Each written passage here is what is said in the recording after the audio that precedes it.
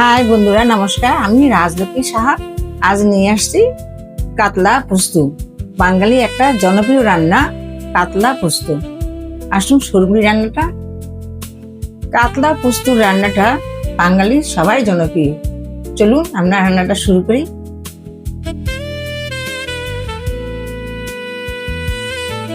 আমি এখানে 3 পিস কাতলা মাছ নিয়েছি, আর এই পোস্ত বাটা। আর রান্না হবে সরষের তেল দিয়ে, আর একটু হলুদ লাগবে, আর কাঁচা লঙ্কা চেরা লাগবে, আর কিছু লাগবে না। সরষের তেল দিয়ে এটা পুরোটা রান্না করা হবে।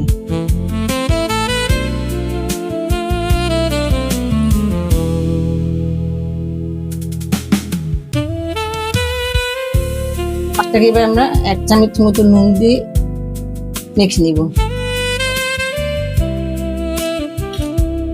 1 চামচ মতো নুন দেওয়া হলো, এবার একটু হলুদ দেওয়া হবে।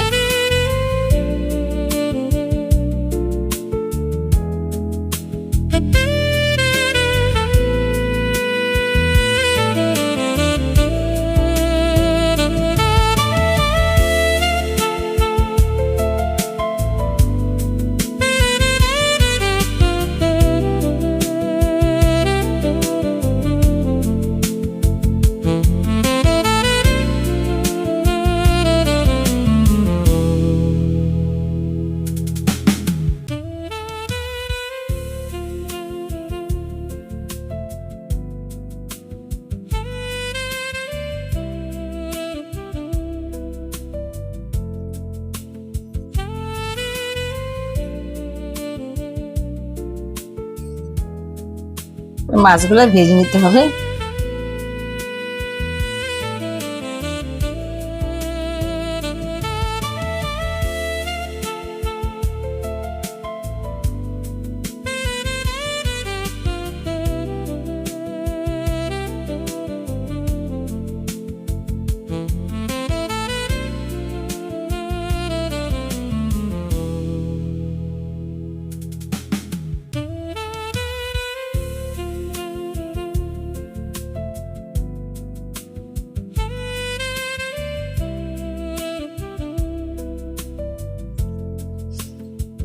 এবার আমরা দিয়ে দিব পোস্ত আর হলুদ, সাথে কাঁচা লঙ্কা বাটা আছে।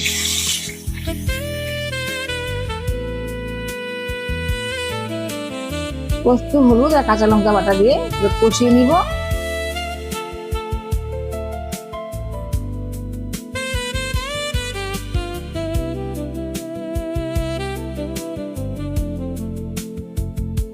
আমরা 1 চামচ নুন দিয়ে দিলাম।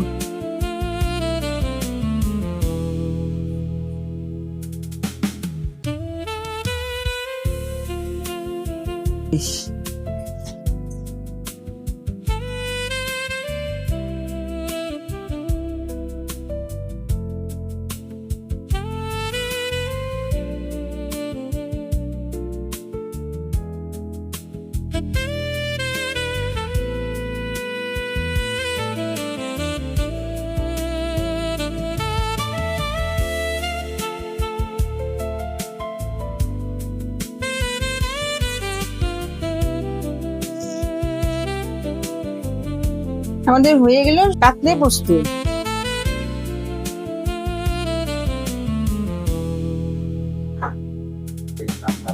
আমাদের হয়ে গেল বাঙালির কাতলা পোস্ত, জনপ্রিয় রান্না। আপনারা কি কি খেতে চান কাতলা মাছের আইটেমে আমাকে কমেন্ট করে জানাবেন। আমি কাতলা মাছ দিয়ে 10-15 রান্না জানি। কি কি ধরনের রান্না খেতে চান কমেন্টে জানাবেন, আমি রান্না করে দেখাবো। আমার ঘরের জনসংখ্যা 3 জন, আমি 3 কেজি রান্না করেছি। আপনার বেশি থাকলে বেশি করবেন। হয়ে গেল আমার কাতলা পোস্ত। এবার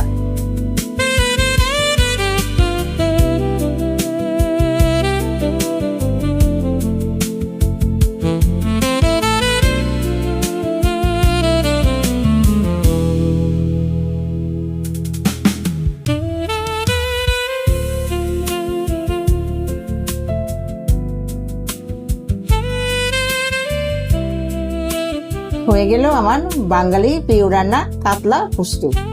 আপনারা রান্না করে খাবেন। এই গরমের দিনে পোস্ত পেট ঠান্ডা রাখে। আপনারা আর কি কি রান্না দেখতে চান কমেন্টে জানাবেন। আমার লোক সংখ্যা কম, আমি 3 পিসই করেছি, 50 পিস 100 পিসও আমার ব্যাপার না, রান্না করে যাবো। আপনারা কমেন্টে জানাবেন। এটা খুব ভিআইপি রান্না, টেস্টি রান্না, ইউনিক রান্না, সবাই খেতে পারে। রাখছি, নমস্কার সবাইকে, নমস্কার। আবার কালকে আসবো আর একটা রান্না নিয়ে। হয়ে গেল আমার কাতলা পোস্ত।